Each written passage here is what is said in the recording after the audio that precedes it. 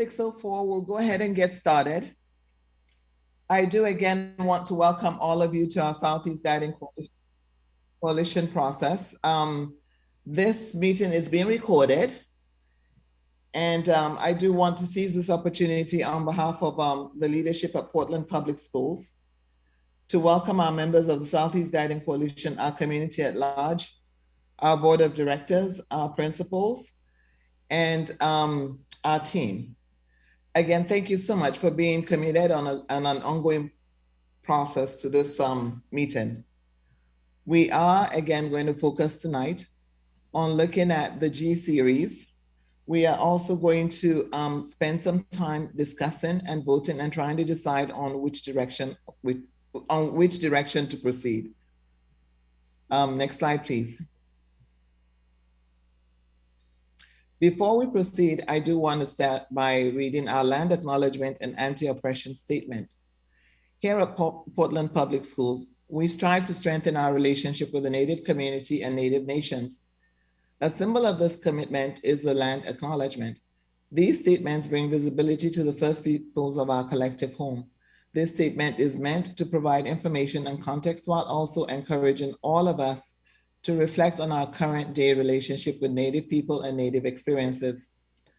We acknowledge that we live, work, and play on the traditional land of the Chinook, Clackamas, Kalapuya, Multnomah, Wasco, Cathlamet, Tualatin, and Malala peoples. We also know that many other tribes made their homes along the Columbia and Willamette rivers. We honor their history and acknowledge the sacrifices they made. Let us acknowledge the robust present-day federally recognized tribes of this area, the Grand Ronds, the Siletz, and the Cowlitz. In addition, I would like to acknowledge the Chinook Nation, who has been seeking federal recognition for many years. The urban Indian community is made up of tribal diversity that originates from around the country, representing 400 tribes. The urban Indian community has a vivid history made up of people whose journeys have brought them to Portland by ways of forced displacement or seeking more opportunities. Next slide, please. Today, these tribes and communities celebrate their heritage, showing resilience and tenacity that would be greatly admired by their ancestors. Within Portland Public Schools, today we serve students and families representing more than 150 tribal nations within our education system. It is our obligation to teach accurate information, past and present, about the impact of colonization on our students, all students today, and make visible the multitude of Native families and many diverse ways Native communities and families are living in the present. We encourage every person to reflect on their own history, understand the history of colonization and genocide, and support Indigenous sovereignty, priorities, and actions. This acknowledgement is one step that we can take to improve our support of Indigenous communities in the area. In addition to acknowledging the land and those that have been here since time began, we must also remember our stolen siblings from Africa, whose labor built the vast wealth of this country. These two communities and the atrocities committed against them are intrinsically intertwined due to our existence within a white supremacist world. Everything we have is due to stolen land and stolen labor, and every system and institution that impacts our lives is built upon this legacy. It is our job to speak the truth into spaces so that we can begin to heal. Next slide, please. Our agenda today will revisit some of the topics that we've had before as a result of the questions that we received from our previous meetings.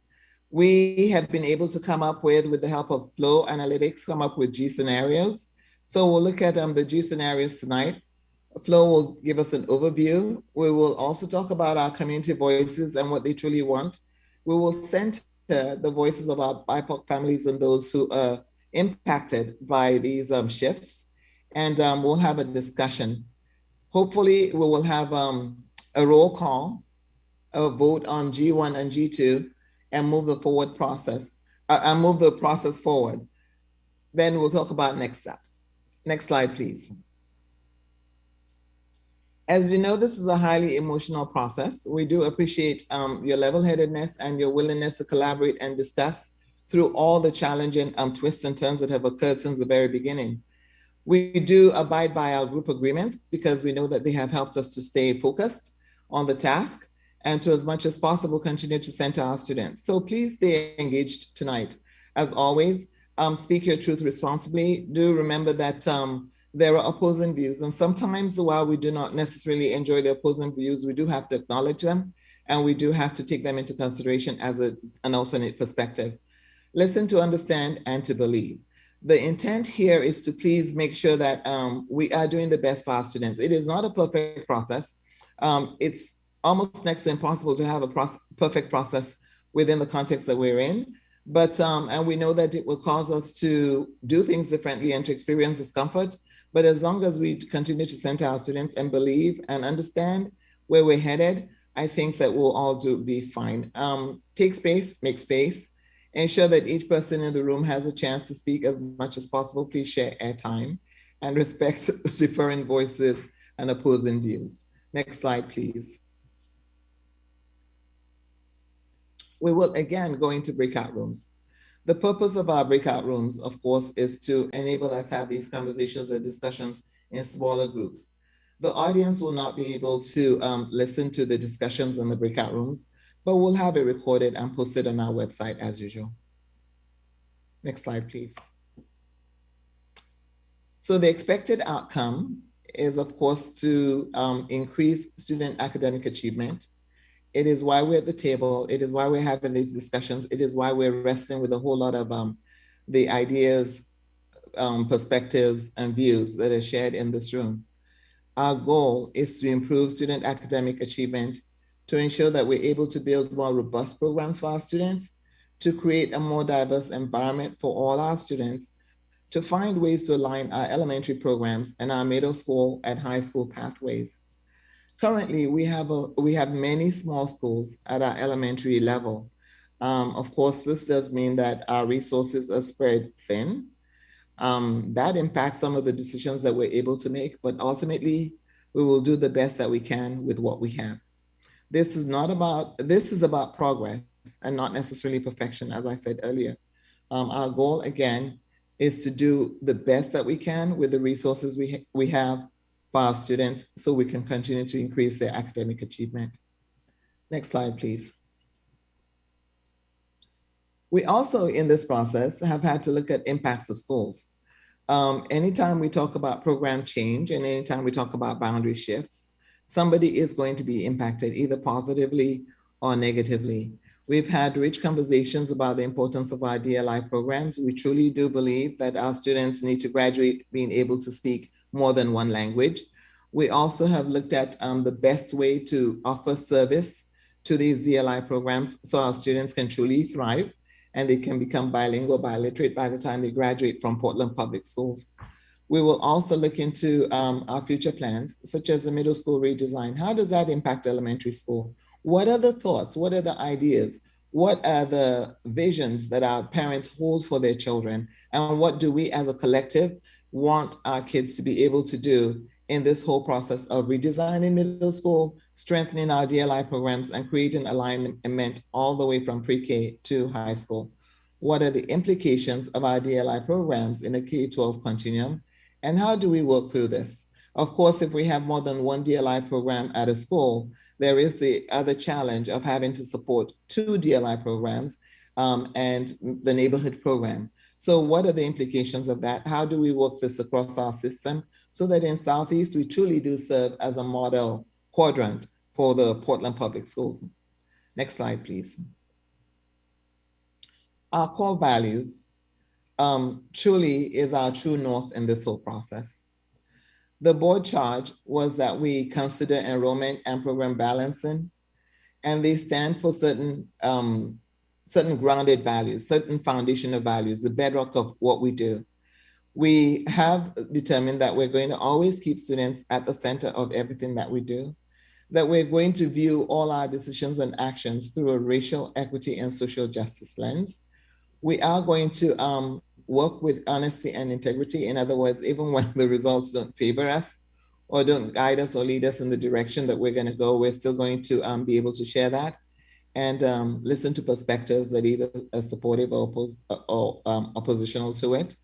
We're going to thrive for excellence, respect others, and hone in our relationships so that at the end of the day, we're stronger as a result of our diversity, and that we're able to accomplish so much more because we have a better depth of understanding across the board. Creativity and innovation cannot be minimized in this process. We've been having to think outside of the box. We're going to continue to do that tonight with the help of Flow and Brick Architectural Firm. We will stay true to our partnerships and collaborate with them. We do like the fact that our community members are involved in this process. We love the fact that we're also grounded in the spirit of Portland and that we will engage in joyful learning and leadership in this process, no matter how tough it is. We're going to smile through it and get to acceptable results. Next slide, please. Ms. Beth and Adrielle, over to you. Hello. The blank slide speaks volumes. We don't have a lot to report on this time around. I do just want to thank staff and Flow for being responsive to the request put forward by 17 signers asking for a more thorough examination of a second proposal, so that we felt we could confidently compare the costs and benefits analysis and challenges and all the things between two separate proposals.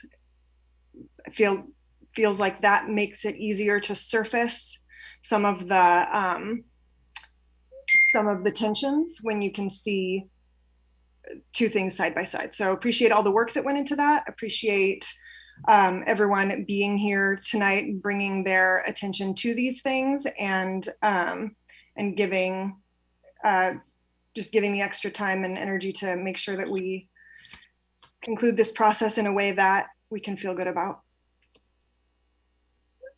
Adrielle, anything to add? I don't know if I've seen her yet. She's just coming into the meeting now. Well, we don't need to, if she's welcome to jump in, but I also don't want to put her on the spot just as she's entering the meeting. Yeah, so anyone have any questions for Beth or Adrielle?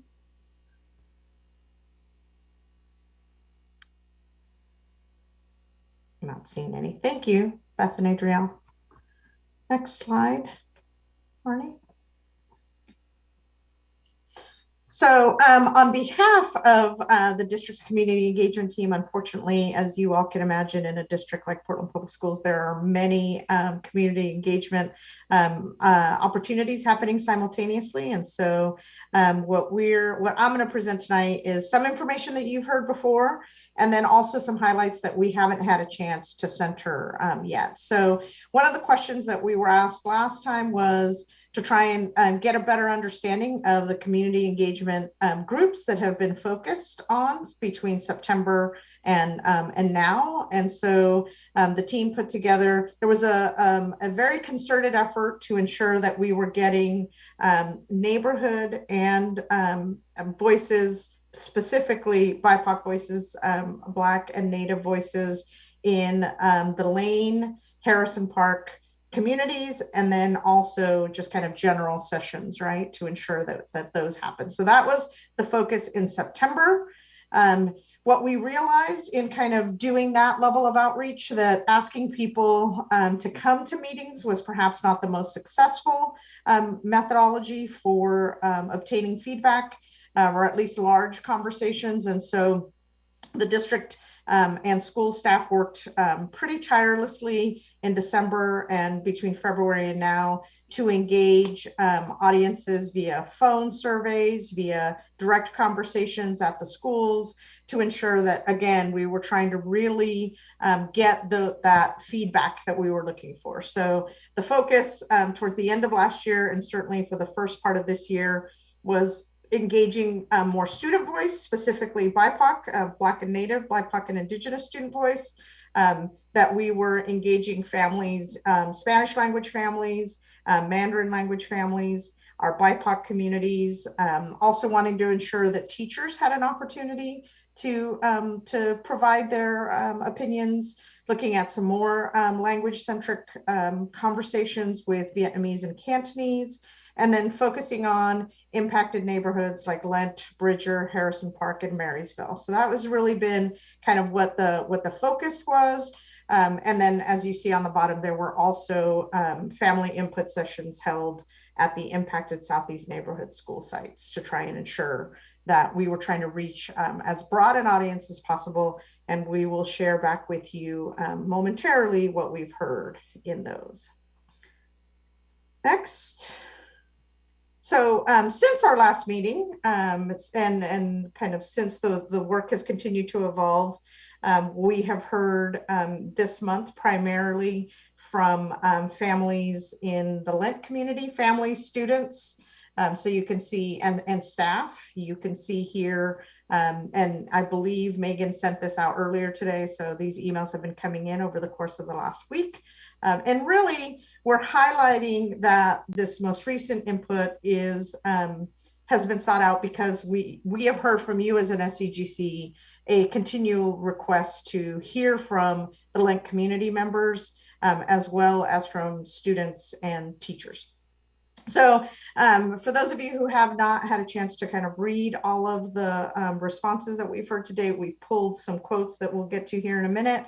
But the main thrust of the correspondence that occurs in these letters is very strong support for Spanish DLI remaining at Kellogg from both neighborhood and DLI families in the Lent community, and an opposition to changing the proposal in G1 and G2. That is primarily what we heard. I'll share with you next slide. Oh, you know what? I'm sorry, Marnie, I skipped. Can you go? Yeah, can you stay here? So one of the things that we heard, bear with me here, is that, sorry, Marnie, you're one slide. So move one slide forward. Yeah. Is that, and this was presented last time, right? That really middle school consolidation is welcome, but concern about limited access to programs due to their location. That was kind of universal. A lack of understanding around the transportation and the impacts that access to transportation and how that will impact feeder patterns moving into the future. We've started to address some of that in these meetings, but still sort of hearing that as a very real concern coming from the community. Big concerns around suggestions that the most affluent communities are being protected from disruption, and that there is concern about who isn't impacted by the process, right? Kind of thinking about equity through that lens. That it's difficult to make judgment without the community knowing about the high school implications, which we've talked about will come in a process subsequent to this, but thinking about what are the implications of then kind of the matriculation all the way through high school. We have heard great support of Bridger becoming creative science school from that community. So a real desire to kind of have that program be a part of the Bridger community. Thinking about the fact that transitions will make disruptions to the day-to-day lives of families, right? So trying to really humanize this. What we heard from a lot of families, especially BIPOC families, is less a preference for one or another scenario of any that we've considered, but more, a desire to ensure that I can still walk to my neighborhood school, that my neighborhood school is still going to give my child the access that they need to the programs that will allow them to be successful. So some real sort of, what I want to say, sort of concerns that don't necessarily impact a scenario or another, but really just speak to the disruption that a process like this and that these transitions can have on an already impacted community. Also, the whole school model is okay if the diversity of students in co-located models is maintained, right? I think that was something that was talked about specifically in the Harrison Park community, that one of the joys of that community we heard loud and clear is the diversity that is there and kind of the co-located model that they have. And so a willingness to accept that if it was maintained in a whole school model and other communities as well. Strong support for whole school DLI at Lent, and then a large amount of parents expressing a preference for the Chinese DLI program remaining at Harrison Park. So that's some of the feedback that we've gotten, that we had gotten prior to when we met with you last time. What I want to share now are just some quotes. Next slide. Morning, thank you. Some quotes that highlight some of the what came through in the listening session, specifically the phone surveys and conversations with Lent families, Harrison Park community, and then some of the content from the letters, extracts, if you will, from the letters that were received from the Lent community primarily. So acknowledging the history of systemic barriers impacting Lent students. They were previously promised their wishes would be respected from the board. Lent communities desire to remove Proposal G as it means they attend Harrison Park. There is a continued expressed communication from Lent families of interest to attend Kellogg from students and families. Next quote is, if you sign off on this policy, you are promising better education to English-speaking kids while us DLI students have less resources, less after-school programs, and worse education. Kellogg Middle School has everything already set up for Spanish DLI. We know the school is good and ready for Spanish-speaking DLI students like us because we know students who used to go to Lent who go to Kellogg. Also from Harrison Park students shared that they wanted to remain with siblings who are younger. Most of them shared they were excited and wanted to know if they would have more electives. And finally, from a Lent student, I am writing to share a petition that me and 64 students at Lent School signed to ask you all to stop the policy that tries to stop us from going to Kellogg Middle School. So that's some of the feedback that was received over the course of the last week and a half. Anyone have any questions? Anything further to add?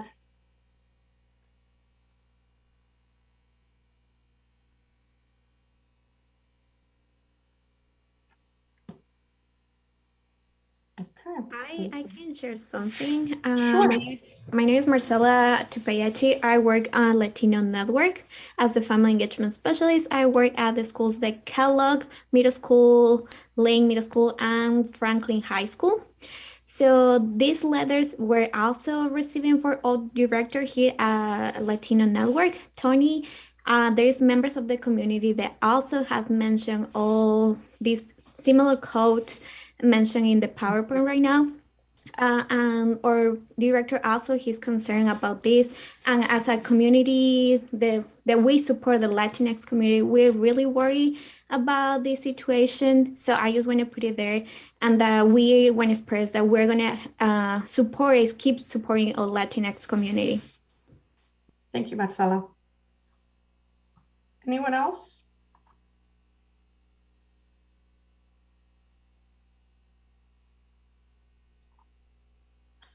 Josh, I see your hand up. Yeah, thank you. This seems to come back to the perception of schools that we were trying to move past, where we wanted to be able to elevate what we're building at HP, the improvements that are going into that space. Right now, they're reading all of these. It's an assumption that Kellogg is just new and that means better. And there's not any education or community outreach to say, hey, these are the improvements we're going to be making to that building. So it's not that you're going to the existing HP, you're going to an enhanced building, Thank you. Anyone else? Hi, Maria Velez, Latino Network Director of Sun Community Schools.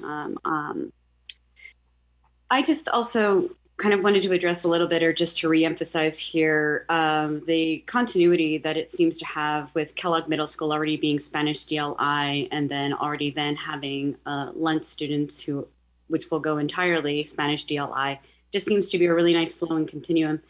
And so kind of also in support of that, and curious to hear about other thoughts.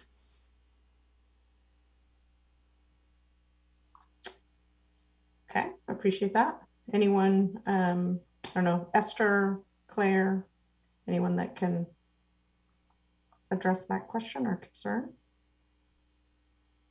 So can you repeat the question in a little bit, please? Maria, would you mind doing that? Just kind of summing up the question for her again. I think it's basically a little bit disguised as more of like a commentary as well, and just maybe wanting a little bit more to be fleshed out in the sense of, we see Kellogg wanting to be Spanish DLI and wanting to kind of continue on with that path, and then seeing naturally with Lent wanting to be entirely also Spanish DLI. And so moving Lent to Kellogg seems rather natural. And it seems as though the community of Lent also seems to want to kind of have that kind of continuity. And so I just, it sounds like, you know, something that I would support as well, considering that our Spanish families having that continuity with Spanish speaking families to Kellogg. But I'm just, I guess, wanting to keep it open as well for other perspectives that, you know, are on the floor. And so maybe hearing from others too. I hope that makes more sense. Thank you. Yes, it does. I appreciate you repeating the question. And you are correct. We do have a group that thinks that or feels that we should actually have the Spanish GLI moved over to Harrison Park. So what we committed to is to listen to all voices, especially the voices of those who are impacted the most. And as you probably heard from Karina, she shared a few quotes and a few perspectives from the students themselves about how they truly feel. So what we're going to continue to do is, again, honor the BIPOC families who are being impacted, but we're going to listen to all the voices. We're going to look at the impacts, economic costs, and the rationale for considering Harrison Park. And then we're also going to look at the rationale and the impact for considering Kellogg. And yes, you're correct. Kellogg currently doesn't have any data that's going to allow us to say that, yes, they're a high-performing school or they're not a high-performing school. But our belief is that with the instructional practices that are put in place, the supports that the teachers have, the professional development that is instituted, that we will see great results from Kellogg. We will also continue to see great results from Harrison Park, regardless of who ends up in that area, because our commitment is to support all our students' academic achievement and to make sure that everybody does have a robust program. I saw here in the chat that somebody said Harrison Park is perceived as having worse education. I don't necessarily know that that's the case here. It might be as a default, but I truly don't think that anybody feels that Harrison Park has a worse education in any manner, shape, or form. These are choices that we have to make. And when we weigh the options and the economic impacts and the families that are impacted, and what we currently, the way we have our schools currently located with the programs, it just makes sense for Spanish GLI to continue to remain at Kellogg. We just constituted Kellogg last year to move them again, which is another perspective. You know, we'll be moving families or uprooting kids 2 years in a row. So I don't know that anybody wants to necessarily consider that instability as well. So I don't. Yeah, I think, Dr. O, the concern was, you know, there was a quote pulled directly from students, right? The students' perceptions are just what they are. They are perceptions of students. And so when they talk about access to fewer resources, less fewer after school programs and worse education, that is a quote directly from a student and not intended to disparage any particular school, but is something that we heard directly. You asked us to get those to get those voices, and so we're bringing them into the room. That's all. Anything that you want to add to this, Beth? Yeah, I just wanted to clarify something, that the letter was not asking to change the proposal to the letter was asking that we were able to fully review 2 proposals. And what I just heard was there's a group of people who want to put Spanish at Harrison Park. And I just want to be clear that that's not what the letter was asking for. The letter was not asking to say, let's do Harrison Park instead. The letter was asking to be able to compare the 2 proposals and the 2 program placements. So that's one thing. And then the other piece is that this community, it is highlighting the impacted community is really important. And I think that one of the reasons that the alternate program placement was requested to be looked at is because of that impacted community being the Harrison Park neighborhood specifically, because the concerns with F3 were that the enrollment didn't feel stable or robust at Harrison Park. And so this is a lot of really compelling feedback from the Lent and Spanish DLI communities. And I feel like there's still voices we're not hearing, which is the Harrison Park community particularly. And so I just wanted to, this isn't the only impacted community when we're looking at 2 proposals. Yeah, I mean, I think we've heard a lot of differing opinions about kind of who's impacted and how they're impacted. You asked the district to go and specifically ask the impacted communities, specifically BIPOC families, specifically neighborhood families. And this is what you're seeing in front of you, and what you read, hopefully read in the feedback that you've gotten, is what they've heard specifically from those communities. So with that, I think, Elizabeth, I'm going to take your recommendation here and move us on to the proposal G as presented by Ethan today from Flow. Awesome. Thanks, Karina. Hi, everyone. So welcome to the G series. This series came into being, as we were just talking about, from a desire from some SCGC members to further explore the effects of the E2 program placements, which moved Spanish DLI to Harrison Park and Chinese DLI to Kellogg. The goals that were posted for SCGC before the G scenario development included better K-5 and middle school enrollment balancing. There was a desire to see boundaries for Kellogg and Harrison Park that result in more students attending middle schools within geographic proximity, and also a desire for boundaries that keep more of the South Tabor neighborhood cohesive. For tonight, I'll just review the feeder patterns for the 2 scenarios to give everyone a lay of the land. And then we can start to hone in on some of the key differences between G1 and G2. And then we can see how those affect geographic boundaries, and then take a look at our racial equity impact measures. So as you're probably already looking at, this is a graphic describing the feeder patterns for scenario G1. We've seen this kind of stuff before. We have elementary schools beneath their middle school feeder. We have number of strands in parentheses next to any dual language immersion programs. As I said earlier, we're looking at a paradigm that has Harrison Park having Spanish DLI and Kellogg having Chinese DLI.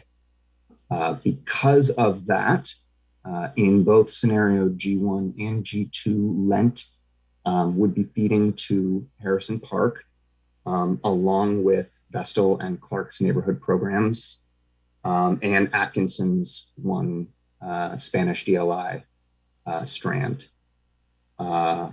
Woodstock's Chinese DLI and Clark's Chinese DLI are feeding to Kellogg here, along with Marysville and Arleta's neighborhood programs. And Atkinson in G1 is feeding to Kellogg.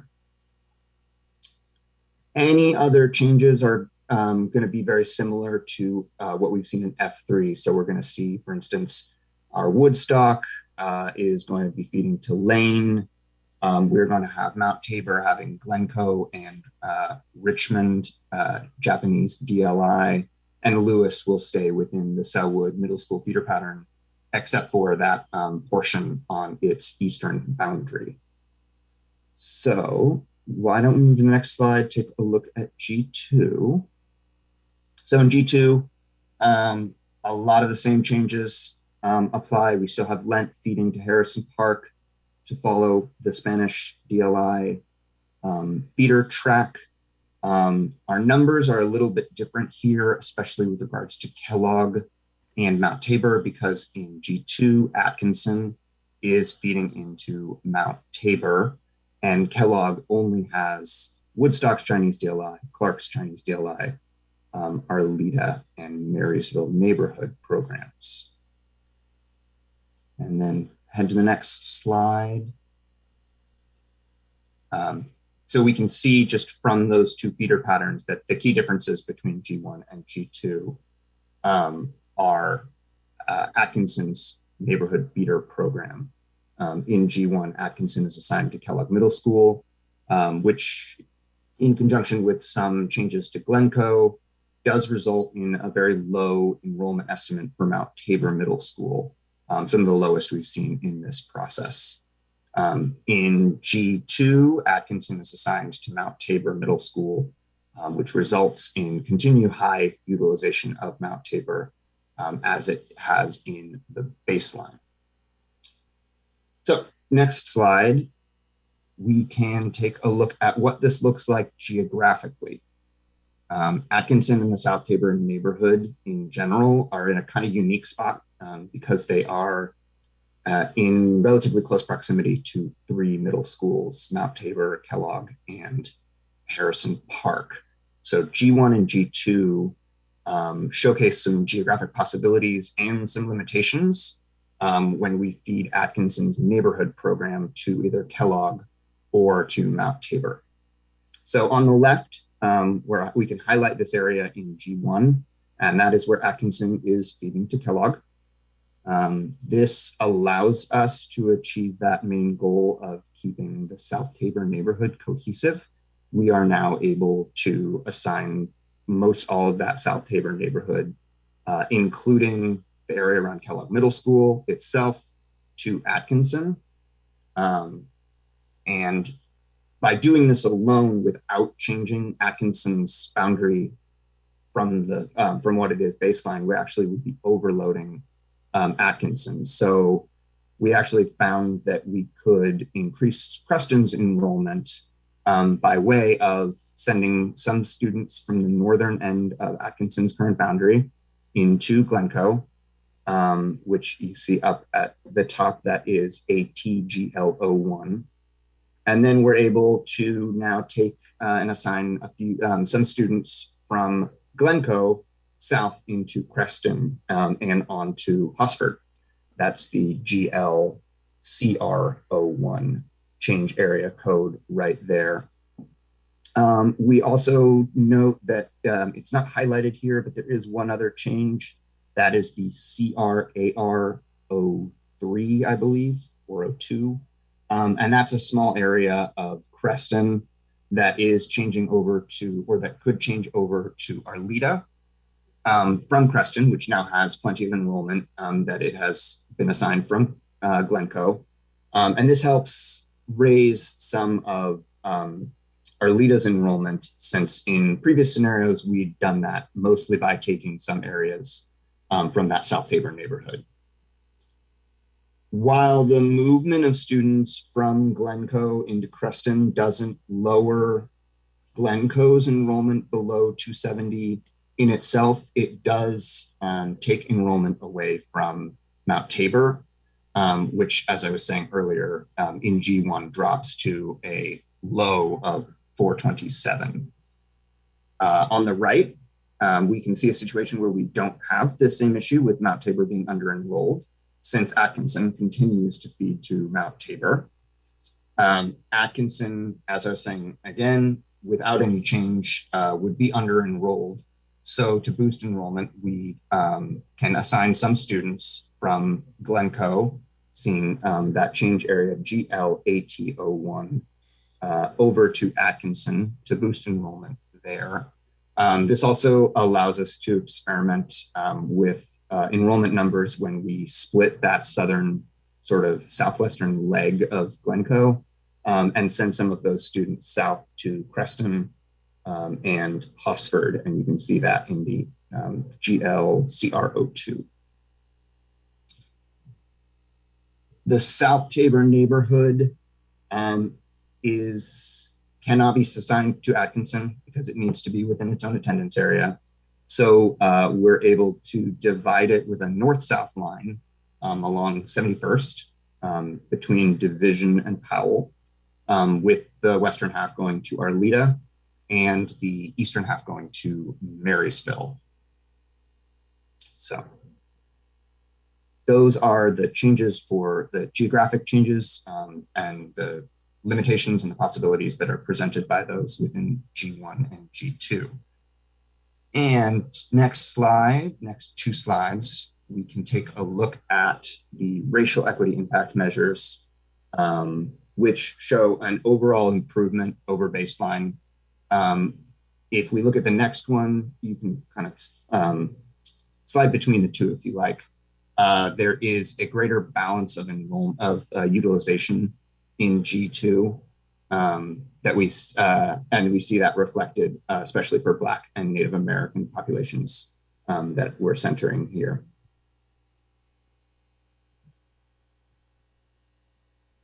Any questions? I don't have any questions for Ethan relative to anything presented in the G series. I saw Sandra's hand go up. Yeah. My hand was related to the chat because there's an entirely different, fairly in-depth conversation going on in the chat in the middle of your presentation, Ethan, and I asked if we could stop. Yeah, I think tonight the focus is on looking at the G scenarios, asking questions. The purpose of the meeting tonight is not to talk about the F scenarios in comparison to G. That is something we'll be doing in our next meeting. It's literally just to talk about the G scenarios as a request by folks who felt that there was more discussion needed to look at other options before a final vote was tallied. And I'm not sure that that we're trying to limit who gets to participate in the chat. What we're trying to do is ensure that folks that are trying to follow the presentation are allowed to do so. So I'm perfectly fine in people engaging in a healthy discourse about this. I just want to ensure that we're doing that at the right time. Sheila, you've got your hand up. Yeah, thank you. So one of the questions that I have is we've talked in the past about the possibility of needing to reserve space at Mount Tabor for future sort of conversion of K-8 to K-5 schools. And that's something I feel like has been spoken a lot about, but hasn't been clarified. So when we're considering the placement for Atkinson's neighborhood program, it does seem like that is an important piece for us to understand before we can reflect on that. So I don't know if anybody can offer some clarity as to whether or not we're trying to kind of keep Mount Tabor slightly under enrolled so we have that flexibility in the future, or if we want to, have the most robust program there at this time as possible. I can say that we know that we have adjacent K-8 schools that at some point, will go through a process just like this process. And so having capacity at adjacent middle schools could be helpful. I don't know exactly when that process will happen, nor that the outcome is absolute that Mount Tabor would receive more students. So there is no, and so we can't gauge sort of an appropriate level of change. Like, yeah, we know we're going to need 100 seats or 50 seats or no seats. I don't know that at this time, but it would be a bit of an opportunity in the future if there's space at Mount Tabor. And I just want to add that our goal is to continue to provide opportunities for a robust program until then. Eddie, you have your hand up.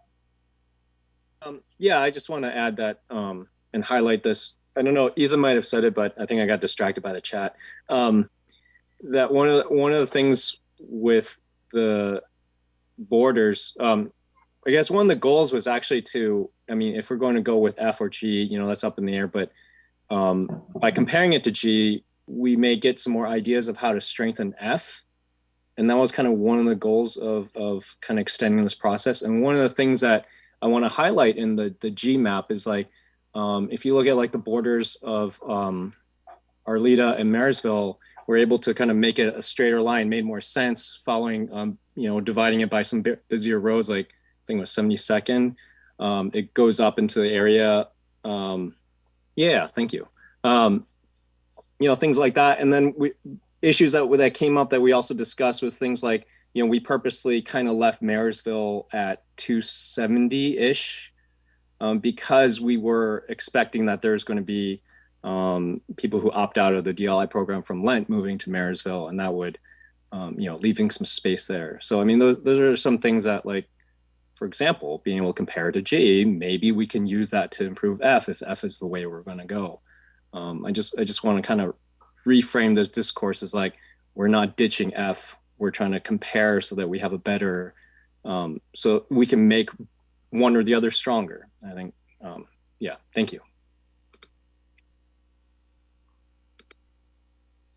Okay. All right. So if no one has any other sort of large questions, what we're going to do now is go into our traditional river rooms. In each room, there will be a flow representative, or Judy, who is acting as a flow representative tonight, as well as us as facilitators and some note takers. The purpose of the small group work really is to get a better understanding of, ask any questions, see what concerns you might have, similar to a process that we went through for when we reviewed the F proposals, right? So thinking about what concerns you might have, and then any proposed solutions that you might have to those concerns. So that's really kind of our goal tonight. Rena, before we get there, yes. Sandra just put a note in the chat. And since I'm a substitute flow representative, I want to make sure that I understand. So if I see this correctly, all of the Bridger neighborhood that's south of Division no longer is part of Bridger. Is that correct? Because this says it increases the Bridger neighborhood catchment for CSS. Can somebody elaborate? Just so we all hear it. I think that might be just a mistake. It is the same neighborhood catchment. It's the same, Ethan? Oh, I thought we had increased it on the western for some reason. Okay, my bad. No. Thank you. And also, I just want to make sure that everyone also understood that the counts for the Lent neighborhood students are all going towards Harrison Park in this plan. So when you look at the numbers and you're comparing and you're looking for better balance, it includes all of the Lent neighborhood students. That means that those students will, for at least for the next through 2029, kids from Lent neighborhood who go to Marysville for all neighborhood program will leave their Marysville cohort and go to Harrison Park for middle school. So it is a split feeder pattern at the 5th grade level, like the ones that were rejected before. I wanted to make sure that that was surfaced and everyone understood it, or if they didn't and wanted to talk about it or ask questions, that would come up in the small rooms. Thank you.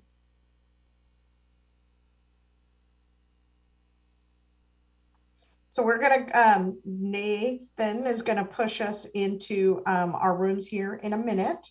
And what we will do is, again, we'll bring these slides back up, allow you to ask any questions from folks in the room, and then come back together in half an hour to kind of have a large group sense making around that. But really want to just focus on what concerns you might have between whether it's G1 or G2 or the G series, right? Any questions about specific boundaries, and then any potential suggestions to alleviate those concerns. Okay. All right, Nathan, if you will push us to our rooms. Do that.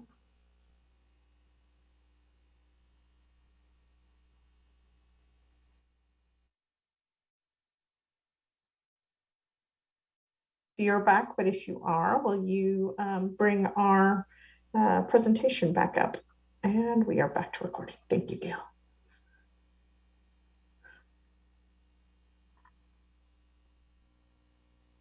Thank you. All right. Well, just as I did that, I'm probably going to want you to share actually the Miro board where hopefully people were taking notes. Sorry, Marnie. Okay.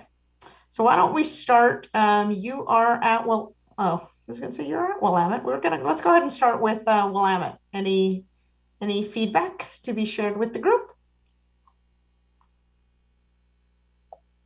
I am going to ask Megan to do this as she took the notes.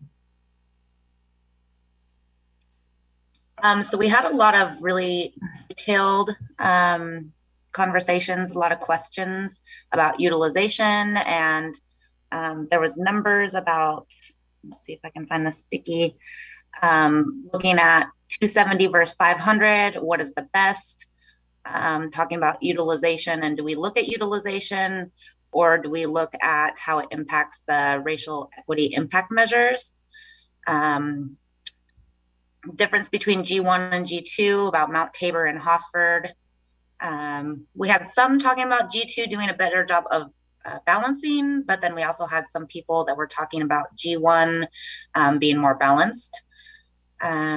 We also had some conversation about, the policy of implementation and how that would have to be a board decision, but we could put that in our recommendation.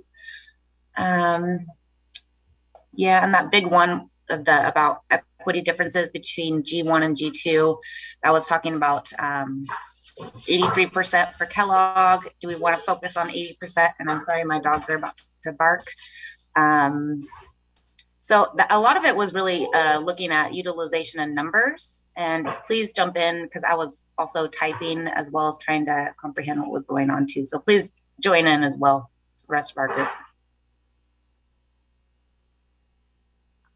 Is there anyone else from the Willamette room that has anything else that they want to share into the larger room?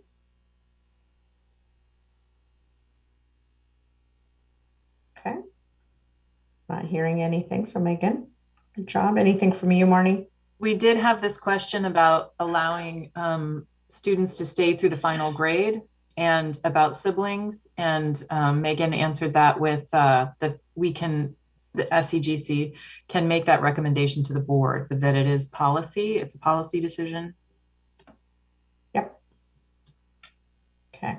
Yeah, and that goes into the kind of how are these implemented over time, which I know is something that that the board is taking under consideration. Okay, moving our way right. So Columbia, I believe, is next. Elisa, anything in your room? I don't know who was taking notes for you. Natasha, and either way, Natasha, do you want to lead or we can kind of do a tag team on it? We could tag team. I don't necessarily feel really comfortable. I feel kind of out of the loop. I was just trying to capture what people are saying to the best of my knowledge. Thanks.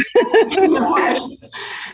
So there's discussion around kind of the long-term enrollment and utilization impacts of students who would be opting out potentially of the DLI programs. And so at Marysville, for example, for students who opt out, hasn't been decided how those students would feed ultimately. Would it be Kellogg or Harrison Park? And then and for Chinese DLI students who may opt to stay with their peers instead of moving to Kellogg, how many students would end up opting out of that program, instead of wanting to stay with their cohort and their peers. And talked about, Jenny talked about, the difficulties of modeling that because it depends on parent choice and district policies, and there's a lot of factors there. So it's difficult to forecast that. Talked about, the Harrison Park community and how it was so important for them to be able to stay together. And so that the G scenarios, that was a big concern. There was concern about losing trust of the families if those families cannot stay together. And then reference to promises made with Roseway and Tubman. Concerns about, if again, that, losing Title I status, we've heard that before, or if our enrollment numbers dip below a certain level, but particularly with announcements with declining enrollment and pending staffing cuts. So there's concern about can the district really promise to kind of shore up the gaps there? If that happens, if we're facing potential staffing cuts, that maybe even if the intent was there, maybe the possibility wouldn't actually wouldn't back that up. Let's see.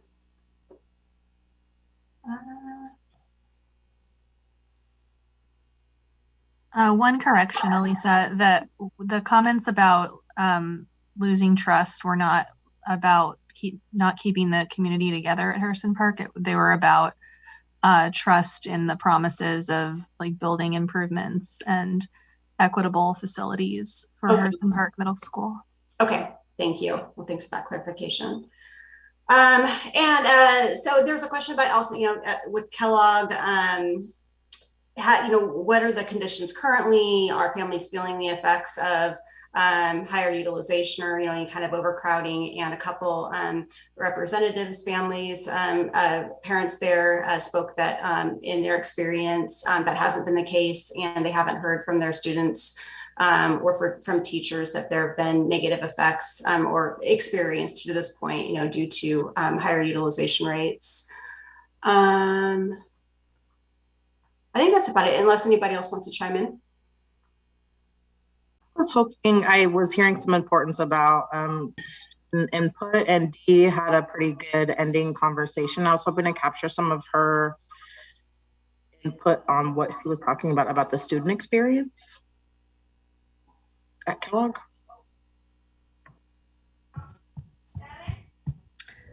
Oh, sorry. I think Sheila just asked if we could speak to what the student experience had been at Kellogg, and I think Carmen had expressed her just her son's experience there, that it's generally been positive. And I think the direction of the question was more just how the class sizes felt, if it felt like it was too big or too small. And I think Richard has addressed that I think the letter from the PPA or from the staff also addressed that. But I think that we were speaking just more to there's sort of I think Sheila was kindly trying to kind of balance the numbers discussion with student experience. And, I think that, our experience both at Bridger and at Kellogg, I think there's sort of a lot of focus on the shiny new building effect of the program, and maybe less focus on where we started with this whole process, which was, what makes a good, strong school community. We spent some time at the beginning talking about, that comes from diversity. It comes from, a balanced SES. It comes from being proximate to the school. And I think that part of the reason that I think Kellogg is feeling like it's so successful is that the communities that are there, Lents, Marysville, Arleta, and the Spanish community, it's just it's a good fit in all those. It hits all of those metrics. It's a diverse school. It's socioeconomically diverse, and the kids that go to the school predominantly are coming from within the neighborhood. So there's a strong connection to the friendships that they make, and there's a really strong culture there of acceptance of just all of these kids are coming from schools that haven't been the highest performing schools in the district or in the cluster. And they come from schools that, when we were looking at the statistics early on, there are high type 1 referral rates. There's, sort of a lot of socio-emotional issues and documented behavioral issues. And, there's just school communities that come from imperfect learning environments. And the way that those communities come together and really like understand and embrace each other so that kids feel welcome and feel like they fit. It's not like, oh, there's the bad kid who keeps getting in trouble. And, you know, you don't have parents jumping in and saying, you know, to the principal, you have to do something about this. It's affecting my child. You know, there's a culture of sort of like understanding and acceptance and equity that seems to have come from all these communities, which is kind of what makes the space, I think, so special. It's not that we're like breeding rocket scientists there. There's going to be this sudden like great, like everybody's going to be performing fantastic on their tests. Like it's just for these communities, there's more to a successful educational experience than just test scores. It's the environment that they're in and how welcome their kids and their families feel. And that feels like what the positive, you know, that's the positive experience that I think teachers and students and staff are trying to convey with Kellogg. Dee. Okay. All right, then Marnie, if you'll pan over to us in the Clackamas room. Dan, I'll go ahead and do this, and then you let me know if there's anything that I'm missing. So we did talk a little bit about the benefits of G1 versus G2, but before we kind of got into there were some into the differences between the two of them. We really started looking at ensuring that in either case, that we don't make things worse for any particular community, whether it is through loss of Title I, you know, and other certification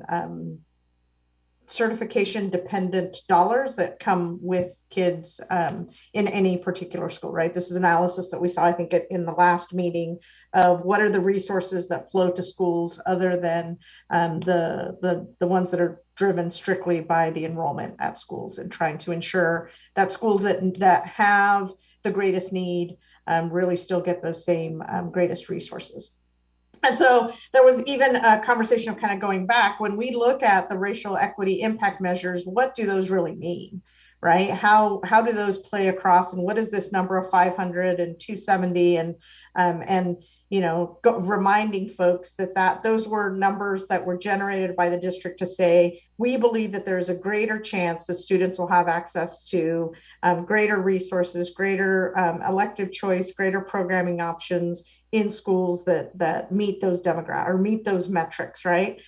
There was a conversation around, you know, what other demographic information do we need to really ensure that we're really trying to hit those racial equity impacts, right? Whether it is direct certification, whether it is, you know, thinking about the staff representation and how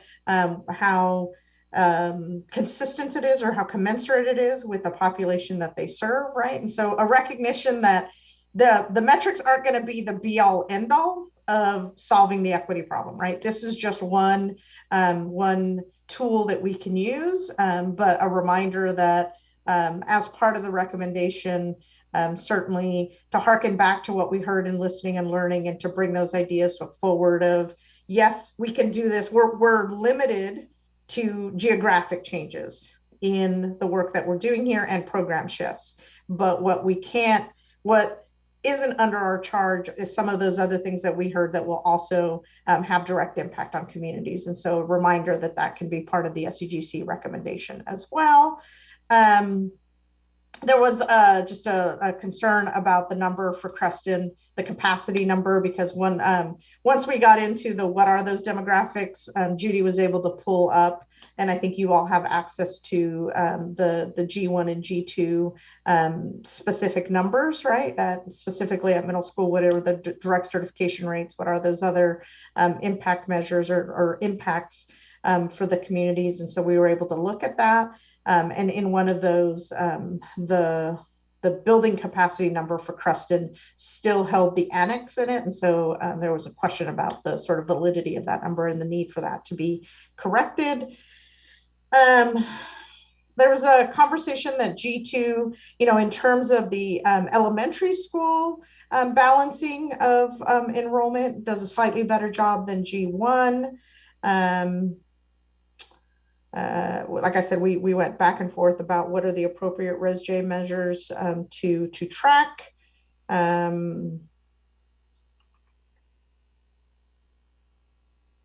there was some concerns expressed about the G proposals being developed, quote unquote, behind closed doors, right? And so appreciating the opportunity to kind of review that in this meeting and get a better understanding of what those were, and then an opportunity to vet those against the previously developed F3 in a future meeting.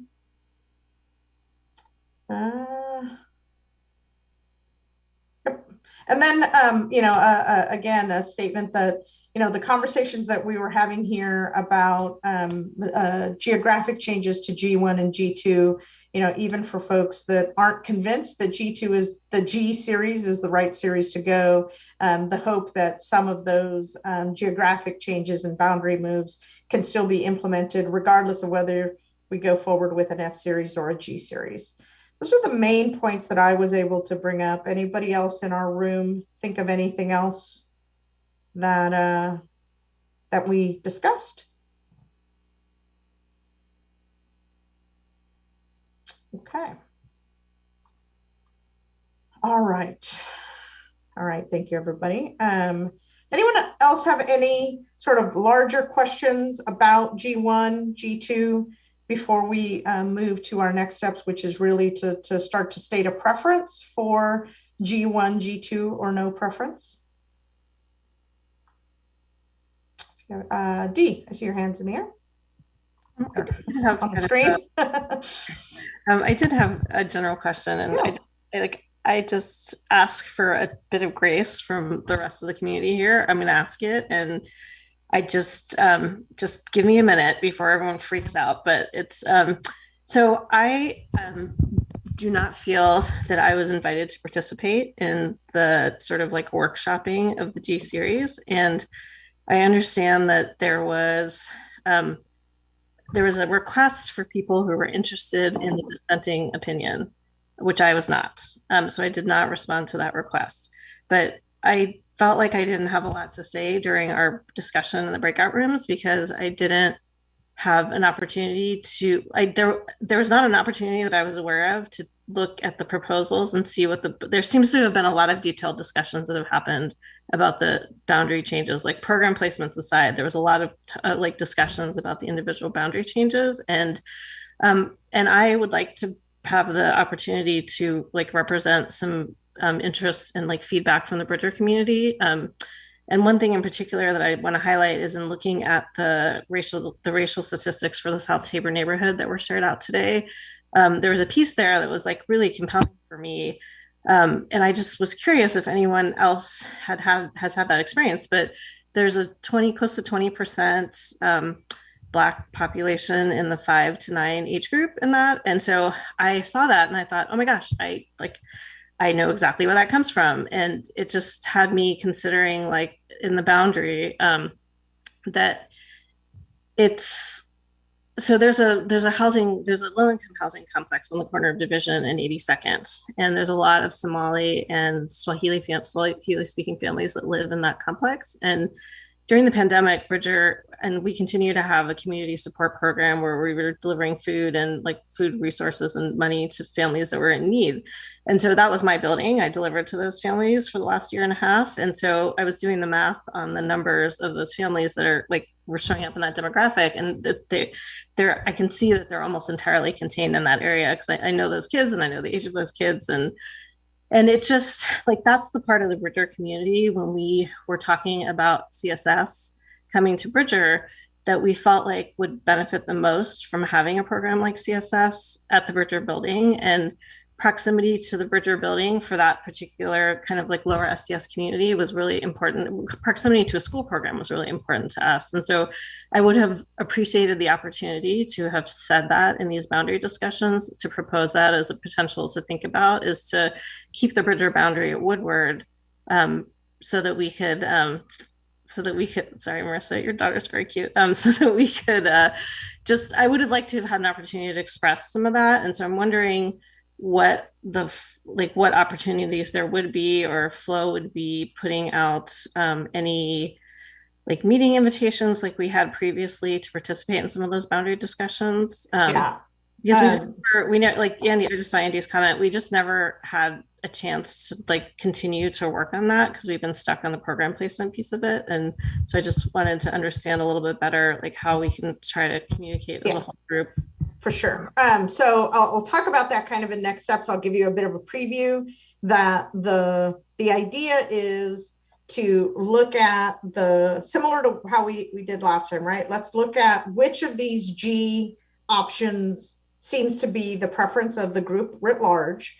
And then between now and I think we said the 15th of March, so in about 5 days, to suggest any of those boundary refinements, the things that you're talking about, right? To kind of have that in writing to Judy, to have conversations with Judy. Judy will then take those refinements to Flo, and they will create and craft any amendments associated with that. And that could be to either the F series, further to the F series, or to the G series. And then we will bring them back on the meeting. They will be sent back out to the community on the 24th to the SEGC. So you have a full week to review those prior to then the meeting on the 31st, where first we're going to then clarify which amendments we want to take, right, to any F series, the selected F series and the selected G series scenarios. And then ultimately in that meeting on the 31st, then say, all right, then this F series as amended compared to this G series as amended, how do you vote? Does that make sense, Dee? Okay. But I guess maybe the greater question is just that, you know, how is it possible to request that, like, I myself personally and anyone else who wasn't included in that this sort of discussion can be included moving forward, because it felt like a much deeper discussion was happening than just writing a dissenting letter. And it just feels like it's contrary to sort of like the transparency of this process and like the public's access to this process. And I feel like it just puts me at a disadvantage to be trying to follow like all these really intricate questions about boundary changes and program changes for conversations that I didn't have the opportunity to participate in. Fair. Okay. Adriel? Yeah. Go ahead. Sorry, Adriel. Go ahead, Dr. O. All right. Yeah, I was just going to say, if Dee just sends an email to Judy Brennan and just requests to participate, you might be able to add her.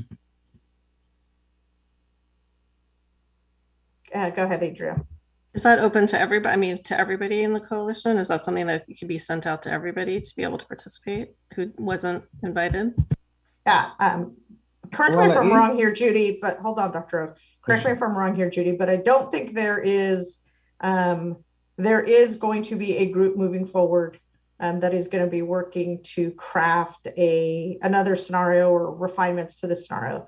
At this point, it's open to everyone in the SEGC to suggest any refinements to either the F series or the G series through correspondence directly to Judy. Is that correct, Judy? Is that what we decided? Yes, that's the way that we would like to proceed. I also want to make it clear that there was a message to all SEGC that went out, I believe it was a Monday, that went to everyone. And I know there's a lot of messages and it might have been missed, but about the development of the G plans. And we won't be having any small or side meetings in this next 2 weeks, partly because we understand some people would like to participate and can't make the meeting and then feel like they're not fully participating. So you'll have an opportunity after we get through this next activity.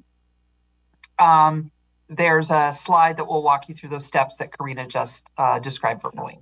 Yeah, and I did see that email. It wasn't that I didn't see it. It's just that when I went onto this Discord chat, the level of conversation about the plans was like much more detailed than I felt like I could participate in, because I just saw what everybody else saw, which was just a link to the scenarios and the data.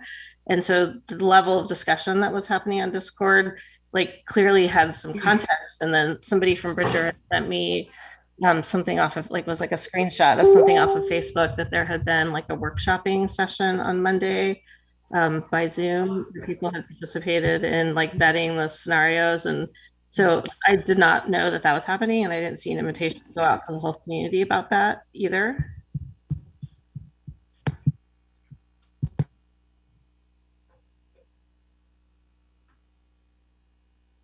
Thank you, Dee. Elizabeth, then Andrew. So hopefully this is useful. I think I did want to provide a little bit of like context from my perspective about where we ended up. The minority opinion as it began got together. I came to the table because I was concerned about the process of how we ended up at D3. And I was concerned that I didn't feel like other options were fully vetted. And I also had some questions about just the clarity of the process and how we were making decisions. And I will say that in the process of creating the dissenting opinion, we realized it was a majority of people in the SEGC that were in the dissenting opinion group. And many of our concerns really were focused on the process.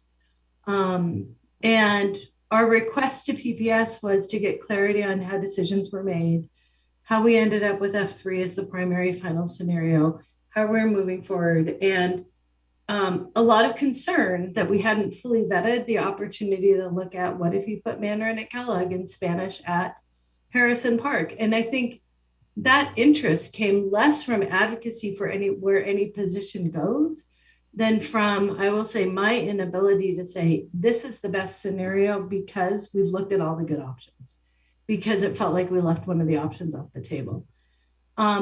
So in the process of developing that letter and before it was ever finalized and actually sent, I think that PPS said, okay, we're gonna develop this other option as a way to kind of redress some of the concerns. And so we didn't start out there. We started out trying to understand how do we create an arc of what the decision-making was. And then PPS came back and said, hey, let's develop this other option, which we think is the right thing to do. So I just want to put that out there. That was never, I really wanted to be able to legitimately create a process that I could defend whatever the outcome.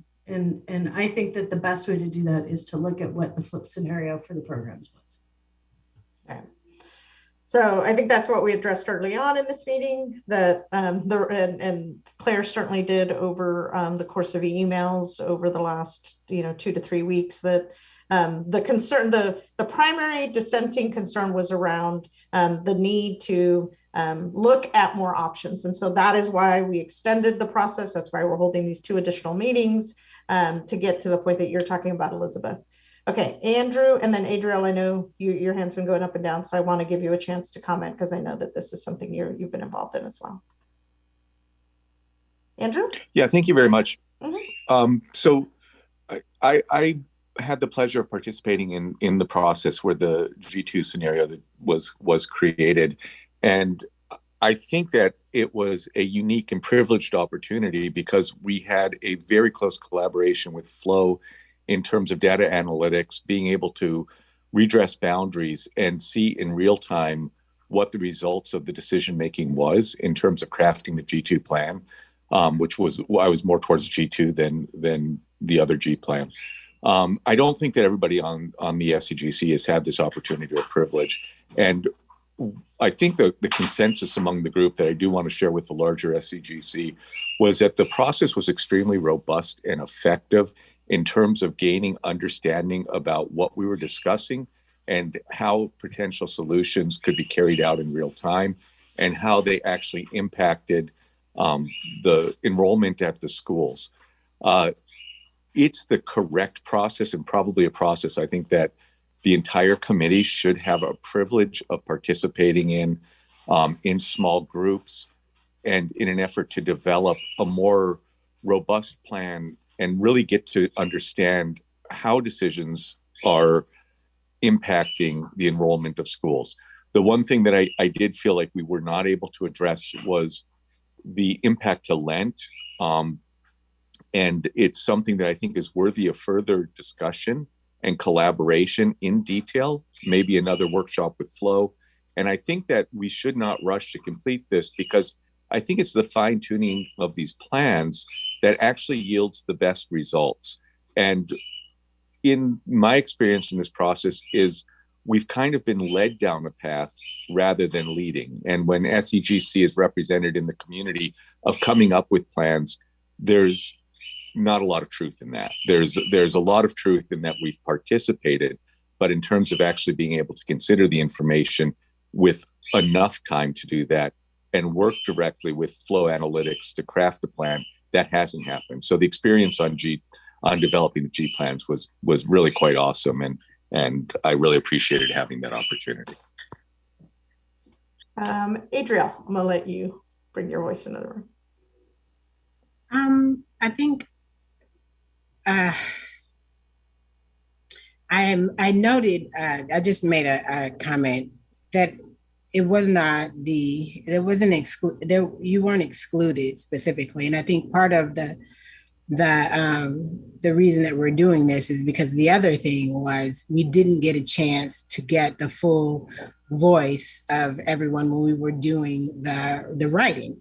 And so just having the mindfulness of that, I know that Dee was part of the writing team, and we just had some unfinished business there as well. So I think to Andrew's point, it's great that the development of G was such a robust experience for you. And I'm glad, but I know also from myself and some other people that we just aren't able to be a part of everything. And there are people who want to be, but we all have some exposure, or at least the option.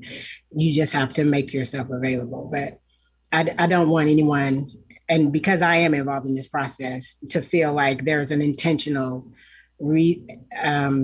or design effort to exclude anyone from this process.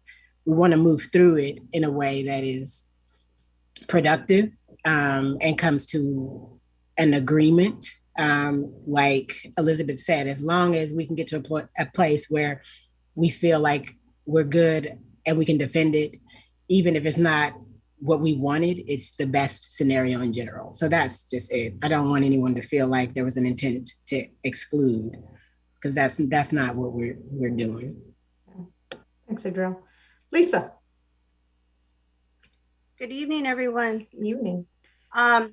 So I don't even know where to start. I just been observing. I came in probably a few months ago, and I'm a youth advocate for the Native American Youth and Family Center. So I'm just kind of everywhere with all of this because I have students all over, and but it's just not about my students. I don't even know where to start. It's not just about my students. It's about all of the students. Because being a youth advocate, I didn't sign up for just Native Americans. I signed up for all my kids. So that's what I called them. But I wanted to share a story with you because I hadn't been at the meetings for a few weeks because I needed to just take a step back because I wasn't really standing for what we were standing for. I felt like some of the stuff was just kind of getting thrown all over. And as a new community member and wanting to build communities, I just feel like this is kind of tearing communities up. So I just felt like I have to be at this meeting because I read an email from a concerned parent from Lentz, and that touched home for me. And I just want a minute, so bear with me, as Dee would say. My daughter is a student at one of these schools being affected. And the reason why that touched home so much is because when I read that mother's concerns and everything she was saying, I had to move my daughter states away, and she was mentally sad for a while, and that took time to get her back on track. But the reason why I'm sharing this with you is because if we go back to our board of charge, the first thing says is the students are at center.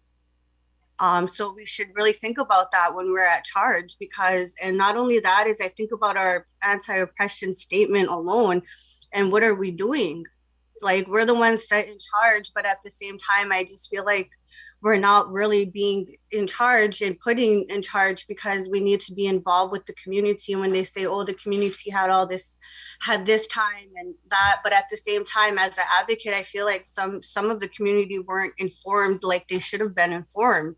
And so when I speak on this, I speak because I feel for these students and what it's going to mentally do to them. Not only that is I want to speak for some of the teachers, you know, for the parents, for everyone that's involved in this. And we need to just keep this balance, because when we start, like I said, you know, the center is the students, and we're talking about equity, we're talking about, you know, everything, but at the end of the day, that's where we're at with all of this. So when I sit there and I thought about what this with Andrew just said, that when they went over what, you know, whatever, and Lent wasn't brought up or discussed, you know, like when I visited some of these schools, Lentz happened to be one of the schools, and that school is actually one of the schools that's being affected by this. But hearing all these stories and seeing all these kids writing these letters and stuff, like, I feel like that's something we really need to look into, because how are we going to make a stable foundation on all these schools being moved when we can't even make a stable foundation for our kids? And that's all I have to say. Thank you, Lisa. Okay. All right. Anyone else have any questions, concerns about the G series? Not necessarily the process today, but just you know, the G series. And before I do that, I want to pause for a moment and really thank you, Lisa, for bringing that voice into the room. It's important always to have students at the center. Okay. Okay, so now I think what we want to do, so Marnie, if you'll put the slide back up that talks about how we're going to do the voting. And yes, Nathan, you can go ahead, and we're going to, now we're going to shut the chat down so that you can only chat myself, the host or the co-host, because now we're going to go ahead and do the vote. This is just the vote for the G series, right? So Nathan, if you'll give me a heads up when the chat has been adjusted. Bear with us here for a moment. We're ready. Okay, so we are ready. So you as participants should now see an opportunity to chat directly to me. So Karina, if in your vote, state your preference for a G proposal to compare to F3 at our next meeting. So you can vote G1, you can vote G2, and you can vote no preference. And we're gonna tally these. That's why we're doing them discreetly, but we are gonna tally them by SCGC member. And then we'll put some music on in the background. We're gonna come back in, I don't know, let's say 8:30. So Marnie, if you'll give us some music, I'm gonna start compiling these with the district, and we will be back to you in a few minutes to kind of see where we end up.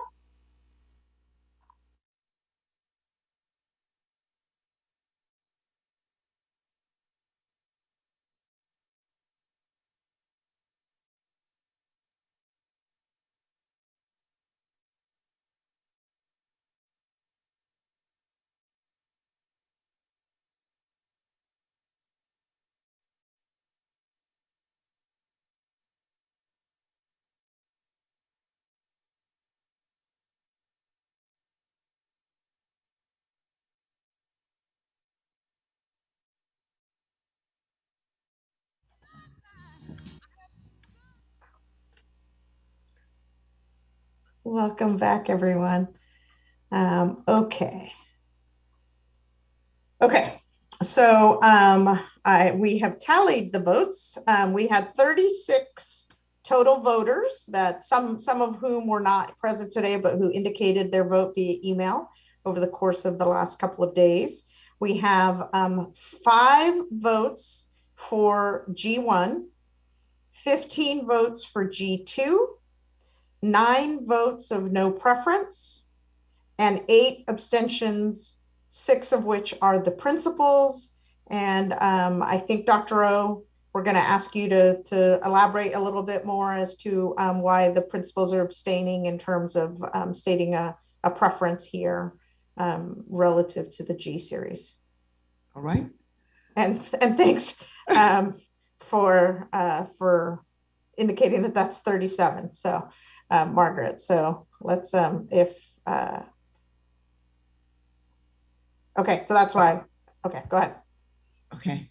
So the principals decided to abstain from voting for any of the G proposals. They said they cannot stomach, among other things, its impact on Lent and that community. So that was their decision. So the G series in total. Yes. Okay. And I just got a correction from my vote talliers that it should be 7 abstentions, not 8. So that's how we got to 36 instead of 37, Margaret. Thank you for checking our math. Yeah, okay. So at this point, again, with what appears to be a preference for G2 as our sort of a proposal to move forward with. Again, if you go to the next slide, Marnie, I believe it's the next slide where we talk about next steps.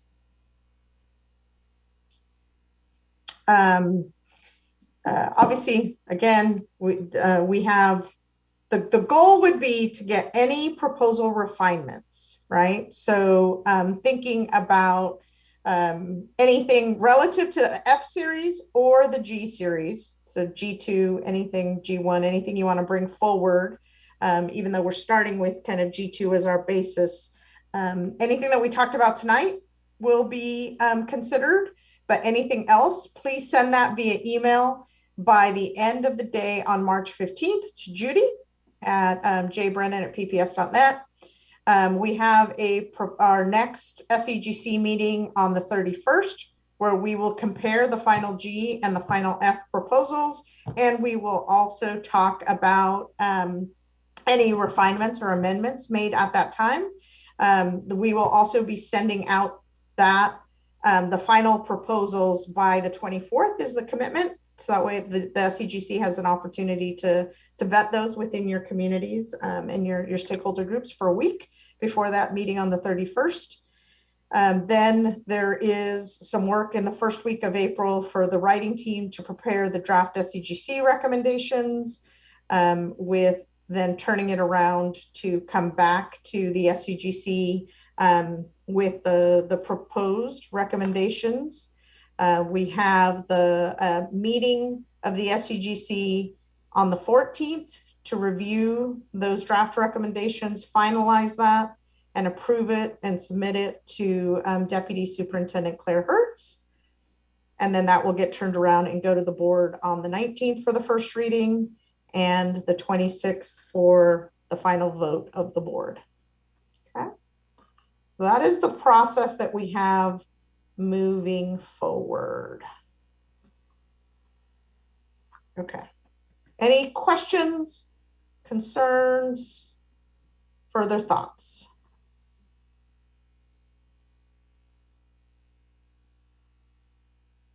Anybody? Eddie. So is this the next meeting on the 31st? We're going to compare final G and F3. Correct. Would that meeting also give us a chance to add amendments, change, alter, improve upon one or the other? We won't be accepting amendments in that meeting. If you have amendments or any proposed refinements, we have to have those in writing by the 15th of March. And then what we'll be doing on that meeting is voting on any of those amendments, similar to how we did it with the F series last time. If that makes sense, Eddie. Okay, Andrew?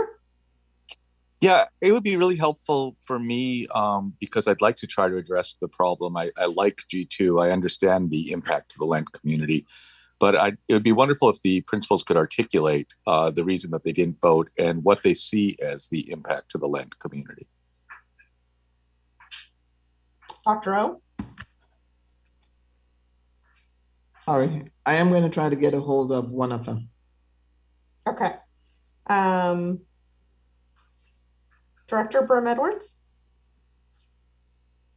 I just had a question about when you get down to any boundary shifts, when would those be set? So, like, for example, would there be new or different boundaries at the 19th or the 15th? I'm thinking about people who are in those maybe areas in which there'll be a boundary change and how they would know, especially if there's an adjustment over time. I mean, I think the big program pieces are, you know, likely to be settled early on or be really obvious. I'm thinking now of any sort of boundary The changes. micro changes. Yeah. And how I'm just thinking this is like getting pretty tight, especially say, for example, if there was something on March 31st, but then all of a sudden the 19th, it was different. And yet there's a final vote scheduled on the 26th.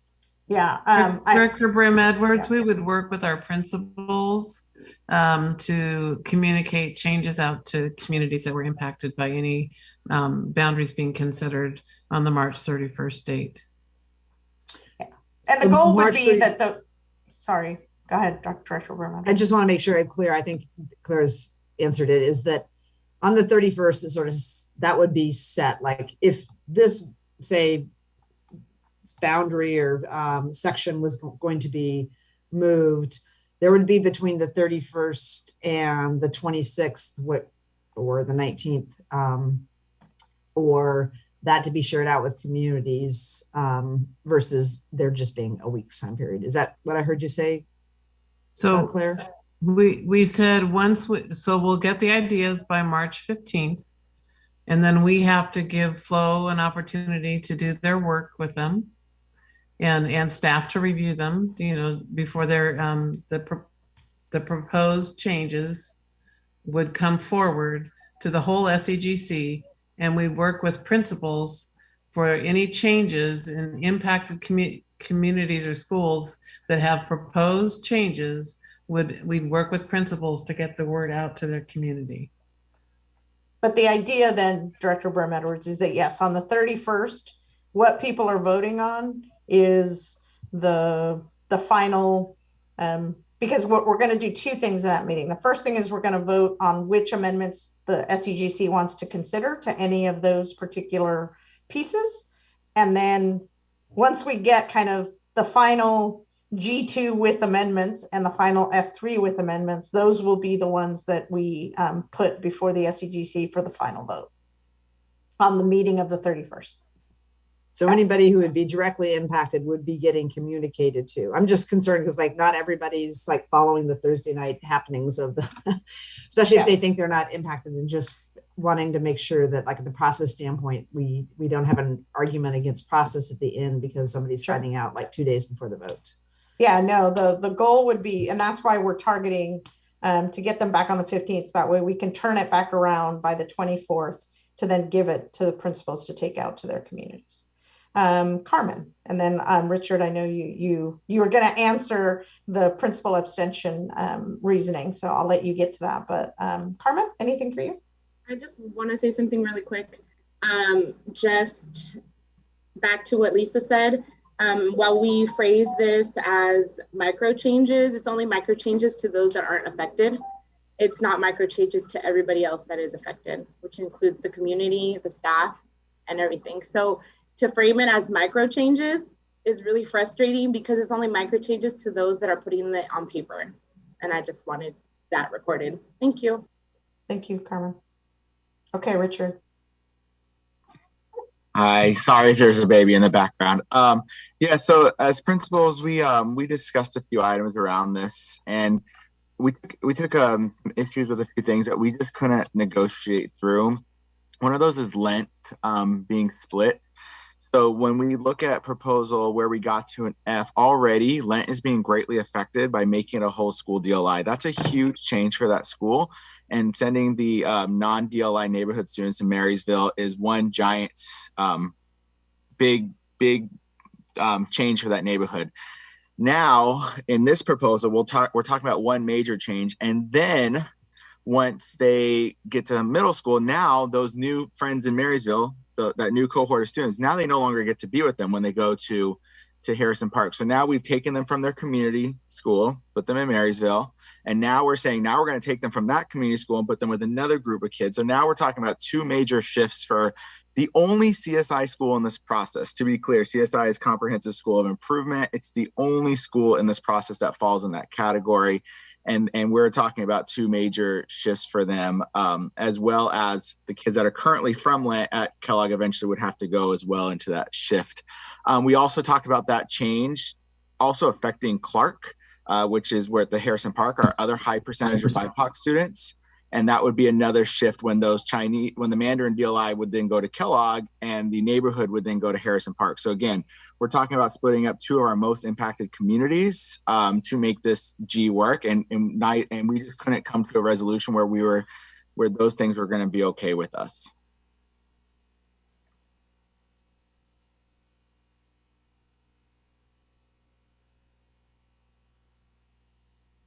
Sorry. Thank you, Philip. Andrew? Sorry, having trouble with the mute button. Yeah, and I may be wrong. So Beth, if you're still here, please jump in. But I'm not sure if I heard you correctly. My understanding was in G2, Marysville, because Lent is becoming, in either scenario, I believe, a dual language immersion program, so that the students have to go to Marysville that are not in the DLI program.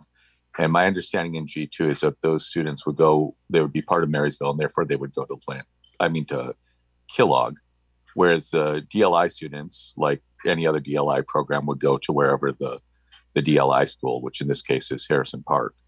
They wouldn't be going to elementary school together under any circumstances with the full DLI program at Lend. So it's not like they're establishing relationships. And I think we all know that in middle school, people's friends do change and they evolve. So I guess I'm wondering if that's actually accurate. And maybe Beth could clarify a little bit on that if I do have it wrong. I did try to clarify it in our small group a little bit. It didn't sound like there was a clear answer on whether there had been a decision made that the Lent students who attended Marysville would continue with their cohort to Kellogg or return to Harrison Park. But what was clarified by the flow team was that that was really hard to model because you wouldn't know what exactly number. So in the modeling, it shows them all at Harrison Park, but that somewhere between 0 and 87 of those students would actually be moved to the Kellogg enrollment rather than Harrison Parks, based on how many of them stayed with went to Marysville and then stayed with that cohort to Kellogg. Right. I actually saw higher numbers from Flow later in the week. So I'm wondering if we're just missing that metric and that needs to be kind of defined a little bit. I guess what I'm thinking is that a robust process should be able to allow for amending and changing to meet the community's needs and to address these issues, rather than just shooting it down without really understanding the full implications and what that process was. Andrew, I think I just got a chat from Judy. I think she's going to call you to talk about this directly, because I think I understand what you're saying, but it sounds like this is a conversation kind of between district representatives and maybe the group that was part of that dissenting group. So I was gonna say, can Judy share that with the whole group? Because I think that's something some of us might want to offer an amendment on, depending on what the answer is. I understand that. Yeah, I don't want to answer it alone either. Yeah. I actually didn't intend that. That was not. I'm sorry. I thought that's what you were saying in the chat or in the text. But I think what is essential, and this is why we tried to highlight it, is that we wanted everyone to understand that the summary statistics that you looked at and that you talked about and you saw for balance, all that plan, everything that was on paper, had the Lent neighborhood students who go to Marysville, then leave Marysville and go to Harrison Park. If there's something else that you want to achieve, the work needs to be redone. It's a difference of at least 80 students. So you can take a quick look at the statistics and see what the numbers are, but the demographic difference is not shown in there. So what we thought is like, we thought that we just wanted to make sure that everyone understood what was in the package.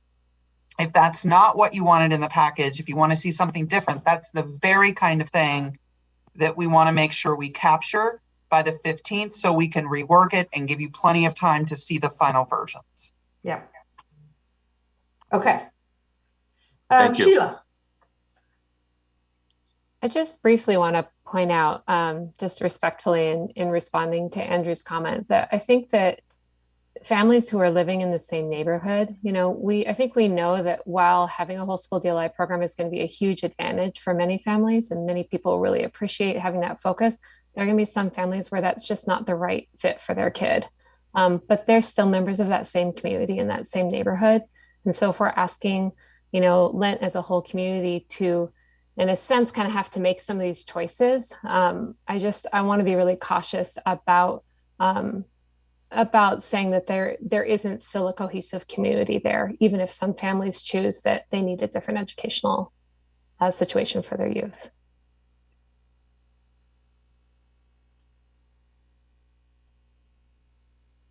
Thank you, Sheila. Lisa. I have a question. So so when you remove that whole, even though it's already on the tables and this is supposedly what's going to happen, or I don't know, but if you remove that neighborhood program, are you at risk of losing their Title I? But we're talking about robust programs, right? Yeah, I think the difficulty, and Judy, please correct me if I'm wrong here, but the difficulty with talking about removal of Title I is that it's a much more complicated formula, right? Than just moving this community to that community. Yes, it will have an impact, but there are other factors at play. And oftentimes the Title I status actually changes over the course of years, regardless of whether you make any boundary changes. So I think what PPS has stated up to now is that you can't predict Title I status effectively and accurately based on these scenarios. Is that correct, Judy? Did I state that correctly? I know, but correct me if I'm wrong now. So then when you're moving all these neighborhood stuff all everywhere and all these programs, and so are all these programs planning to stay in, these neighborhood programs? Where are they going to go then? They're just going to go to another school? Or like how, that's what I'm wondering. We're always talking about robust in here, and I'm just sitting here kind of like, that's how I feel. So I'm sorry if, I'm like, we're talking about robust, but at the end of the day, it's just like, yeah, I just had to put that in there. Thank you. Thank you, Lisa. Eddie. Yeah, I don't know how I'm going to word this. So just a whole general upset about a lot what's going on. So here's the thing. I feel like there's just been a lot of disingenuous motives here, and just kind of maybe self-centeredness in the fact that, like, I know we heard a lot from the SDLI at Kellogg, and there's definitely some privilege in that there's a big voice coming out of that. And here's the thing is I totally support that, but the problem is it's not a fair comparison to Harris. The problem that I was raising with a lot of people is that Harrison Park is still not in an okay position in the F series.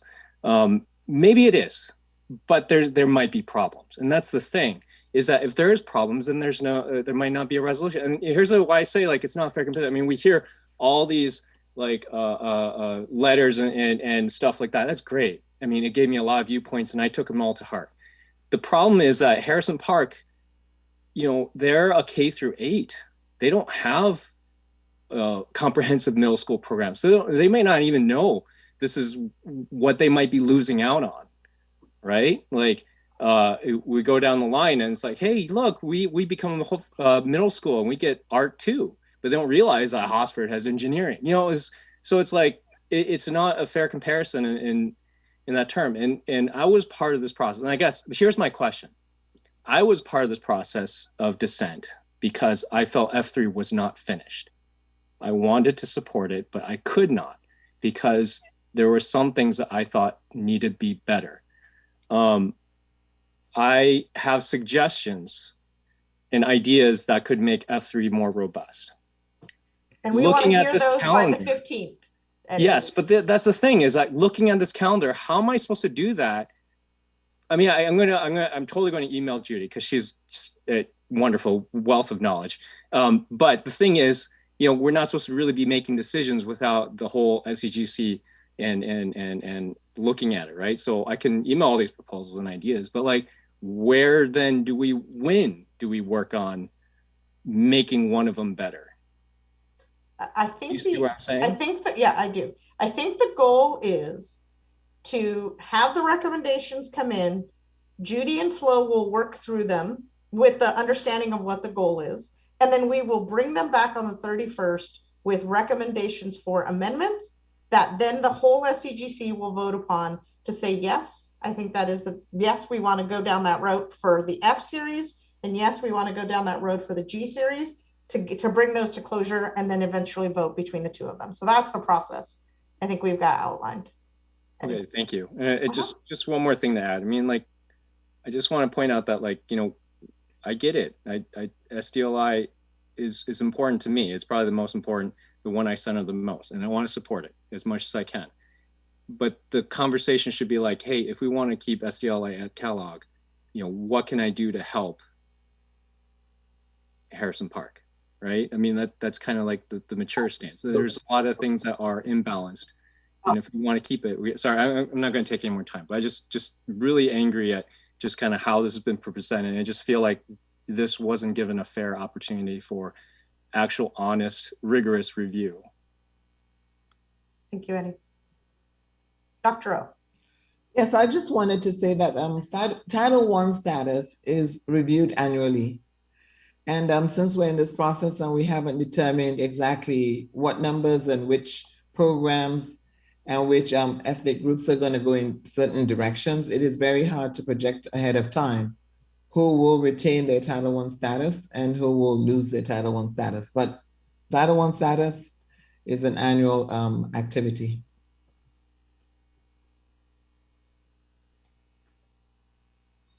Okay, thank you. Okay, so maybe we can, I don't believe there is another slide except for the close, right, Marnie? Yep. All right, so thank you. With that, I think Dr. O will let you make the close. All right. I want to again thank everybody for your participation tonight. The conversations were great. The discussions, of course, again, shed some more light.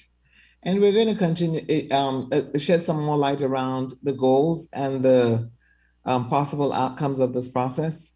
We're going to continue to have these discussions until we arrive at a proposal that may not necessarily meet everybody's need, but at least will center our students, support our communities of color, and ensure that we have reasonably robust programs for our students.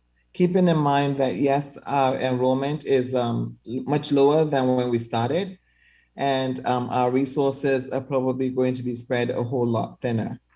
We'll continue to post all our recordings and all our meeting notes on our website, so please feel free to visit those and look over re-review the materials. And if you come up with great ideas, again, make sure that we have them on or before the 15th of March so that we can prepare for our next meeting on the 31st of March. Thank you again for your commitment to this process. Have a great night, and we will see you in 2 weeks.